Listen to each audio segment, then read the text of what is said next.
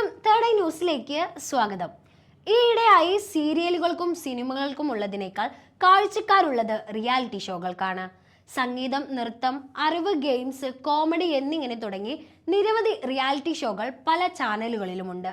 Reality ഷോകളുടെ ഭാഗമായ ശേഷം സിനിമയിലേക്കും സീരിയലിലേക്കും അവസരം ലഭിച്ചവരും നിരവധിയാണ്.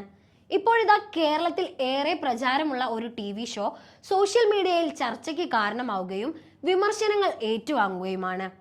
ഒരു ചിരി ഇരുചിരി ബമ്പർ ചിരി എന്ന റിയാലിറ്റി ഷോയെക്കുറിച്ച് അറിയാത്തവരായി ചുരുക്കമാണ്. സോഷ്യൽ മീഡിയയും ടെലിവിഷനും ഉപയോഗിക്കുന്ന ഭൂരിഭാഗം ആളുകൾക്കും പ്രിയപ്പെട്ട ടാലന്റ് ഷോയാണിത്. സ്റ്റാൻഡപ്പ് കോമഡികൾ, സ്കിറ്റുകൾ എന്നിവ അവതരിപ്പിക്കാൻ താല്പര്യപ്പെടുന്നവർക്ക് ബമ്പർ ചിരി എന്ന ഷോ വലിയൊരു വേദിയാണ്. പ്രോഗ്രാം അവതരിപ്പിച്ചവർക്ക് അതിന് വിധികർത്താക്കൾ നൽകുന്ന പ്രതികരണത്തിനനുസരിച്ച് പണമാണ് സമ്മാനമായി നൽകുന്നത്. വേദിയിൽ വെച്ച് തന്നെ ഡമ്മി മണി ഉപയോഗിച്ച് പങ്കെടുത്ത വ്യക്തിക്ക് സമ്മാനം നൽകും. ശേഷം അക്കൗണ്ടിലേക്ക് ഷോയുടെ അണിയറ പ്രവർത്തകർ ട്രാൻസ്ഫർ ചെയ്ത് നൽകും.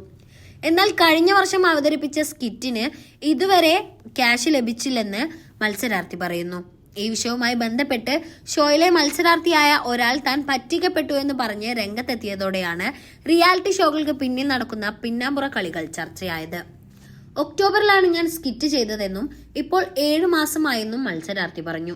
അവരുടെ എഗ്രിമെന്റ് പ്രകാരം സ്കിറ്റ് ടെലികാസ്റ്റ് ചെയ്ത് 90 ദിവസത്തിനകം സമ്മാനത്തുക കിട്ടുമെന്നാണ് പറഞ്ഞിരിക്കുന്നത്.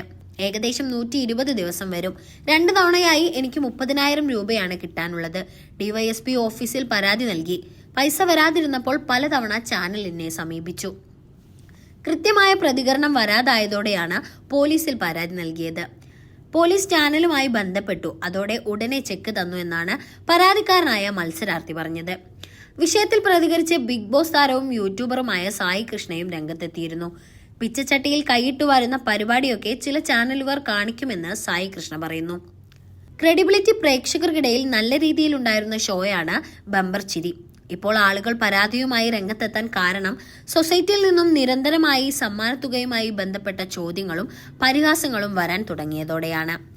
പിച്ചച്ചട്ടിയിൽ കൈയിട്ടു വരുന്ന പരിപാടിയൊക്കെ ചില ചാനലുകൾ കാണിക്കും. പറഞ്ഞ പണമൊന്നും അക്കൗണ്ടിൽ വരില്ല.